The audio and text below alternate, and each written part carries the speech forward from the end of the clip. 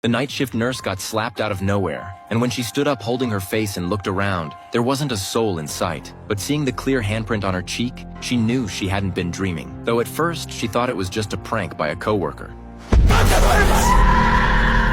This story happened at a hospital in Mexico where Anna was assigned to work the night shift alone in the ICU on her very first day. And when the head nurse handed her the keys to the intensive care unit, she warned her that if she ran into any other nurses during her shift, she absolutely shouldn't talk to them. And after Anna left, a younger nurse said they should tell her the truth. But the head nurse clearly had no intention of doing so. Anna arrived at the ICU, and working the night shift alone definitely scared her a bit, but she gathered her courage and started working. And everything was normal at first until she was about to change a patient's medication when she suddenly heard singing coming from the hallway.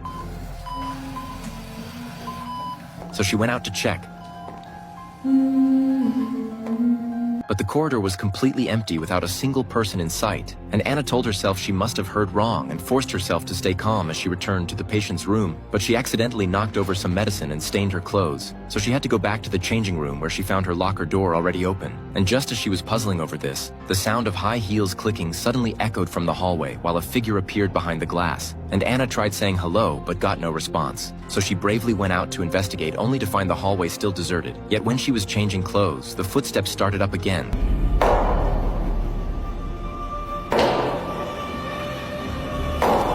And peering through the locker, she saw the figure wearing a nurse's cap moving with stiff, zombie-like movements, and Anna froze in terror, staring at the figure who seemed about to enter the changing room any second. But then the figure mysteriously vanished. Anna figured this must be her co-workers playing tricks on the new girl, but she didn't have time to think about it because patients were waiting for their injections. So when Anna went to give a man his painkiller shot, he told her a nurse in a black cape had already given it to him, and Anna quickly checked the records to find a strange new signature along with some missing painkillers from the tray. And thinking this colleague had gone too far, she stormed off to the nurse's station to confront them. But her co-worker said Anna was the only one with keys to the ICU, so she couldn't have gotten in. And besides, black capes were what nurses wore 100 years ago, and they'd long since stopped using them, while also mysteriously warning her never to fall asleep during the night shift. And Anna stood there frozen, starting to regret taking this job. And when she headed back to the ICU, the hallway lights suddenly began flickering as footsteps mixed with singing started up again.